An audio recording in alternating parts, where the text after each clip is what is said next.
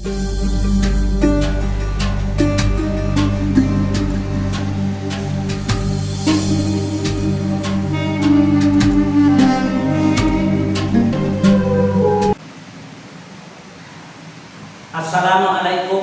warahmatullahi wabarakatuh. Anak-anak, selamat pagi. Hari ini kita di kelas 6 akan mempelajari bab 5. Bab 5 itu pelajaran PADB kita akan menerangkan tentang keteladanan Nabi Muhammad SAW. Anak-anak sekalian, orang Islam itu tentunya banyak meneladani apa yang telah dipelajari dari sejarah Nabi Muhammad SAW, terutama dalam tingkah lakunya, baik kejujurannya, kebijakannya, kemudian tentang kepeduliannya sesama manusia, kepeduliannya terhadap lingkungan. Juga Nabi Muhammad itu sebagai rahmatan lil alamin. Untuk itu Bapak akan jelaskan tujuan pembelajaran kita. Yang pertama, dengan mempelajari keteladanan Nabi Muhammad SAW ini, agar dapat anak-anak setelah memahami kisah Nabi Muhammad itu akan mengimplementasikannya di dalam kehidupan atau tingkah laku kita sehari-hari. Jadi begitu kita sudah mempelajari ini, sikap kita dalam kehidupan tingkah laku kita itu akan mencerminkan daripada tingkah laku Rasulullah SAW, Nabi Muhammad. Keteladanan Nabi Muhammad itu, anak-anak, bukannya ditulis di dalam sejarah saja, tapi bahkan Al-Quran memerintahkan kita untuk menteladani Nabi Muhammad SAW. Itu termaktub dalam surah Al-Ahzab, ayat 21, bahwa Nabi Muhammad itu adalah suri tauladan bagi umatnya. Suri tauladan artinya yang perlu kita panuti, yang perlu kita ikuti di dalam hal-hal yang dilakukan oleh Nabi kita. Sebelum kita melanjutkan pelajaran kita ingat dulu dasarnya bahwa Nabi Muhammad itu adalah uswatun hasanah, yaitu tingkah laku yang baik. Akan Bapak tuliskan ayatnya dalam surah Al-Ahzab ayat 21. Perhatikan semua, surah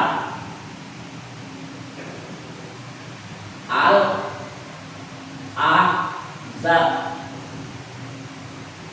ayat 21. Ini ayatnya, laqad kana lakum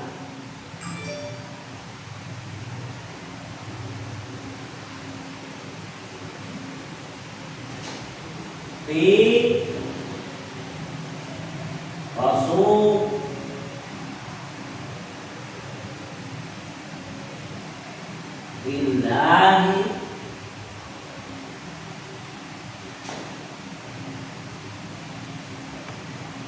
uswatun hasanah.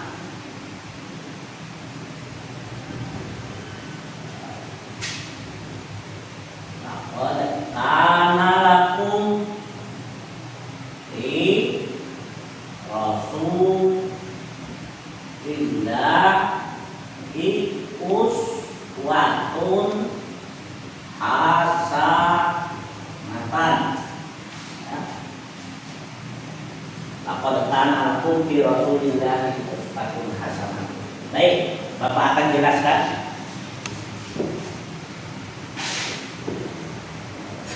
Anak-anak sekalian,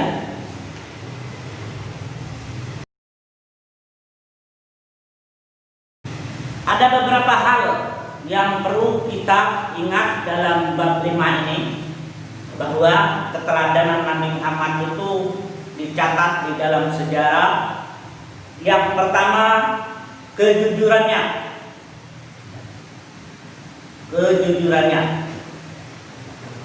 Yang kedua, sikap bijaksananya. Yang ketiga, kepeduliannya terhadap sesama. Yang keempat, kepeduliannya terhadap alam semesta. Yang kelima, Nabi Muhammad itu sebagai rahmatan lil alamin, rahmat bagi seluruh alam.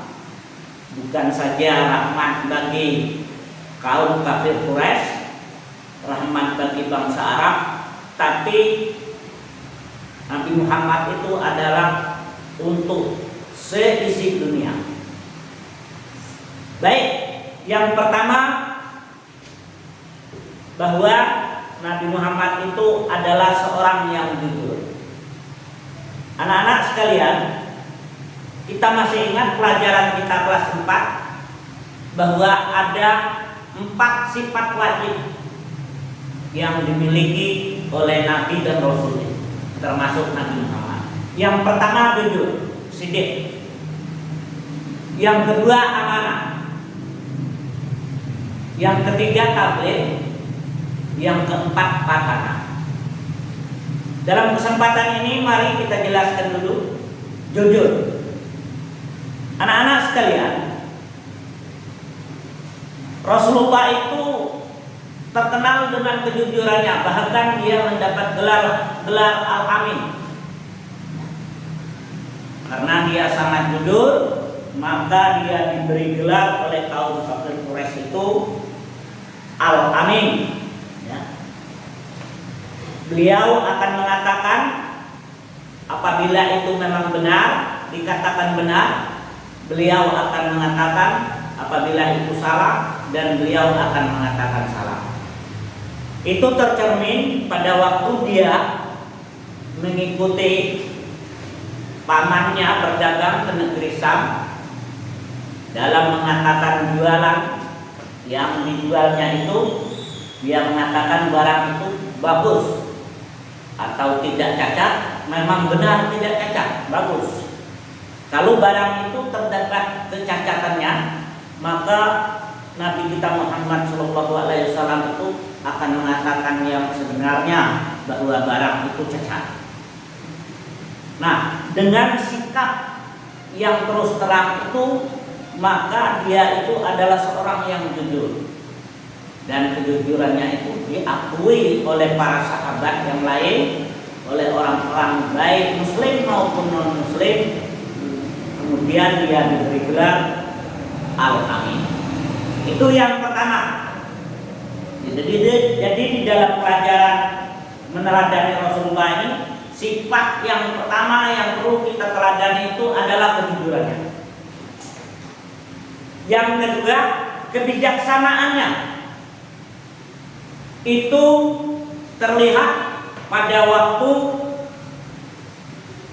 Ka'bah diperbaiki.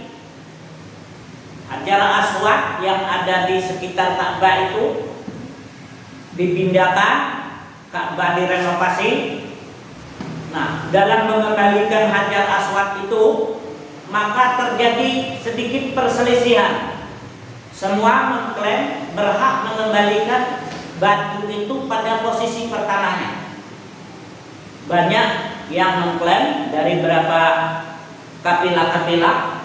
Maka Rasulullah ditunjuk sebagai untuk menyelesaikan perselisihan itu. Terlihat sekali kebijaksanaan Rasulullah dalam mengembalikan Hajar Aswad itu, di mana Rasulullah membentangkan sorbannya, kemudian meletakkan Hajar Aswad itu di atas sorban, dan dipanggilnya lah beberapa kafilah-kafilah yang berselisih yang merasa berhak untuk mengembalikan pada tempatnya itu untuk memegang ujung sorban itu.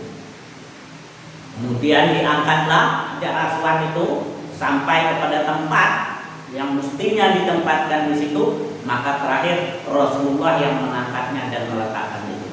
Kebijaksanaan Rasulullah itu sangat dipuji, sangat memuaskan semua orang yang ada berselisih pada waktu itu. Jadi yang perlu kita teladani, pertama kejujurannya, yang kedua kebijaksanaannya, dan itu dicatat di dalam sejarah.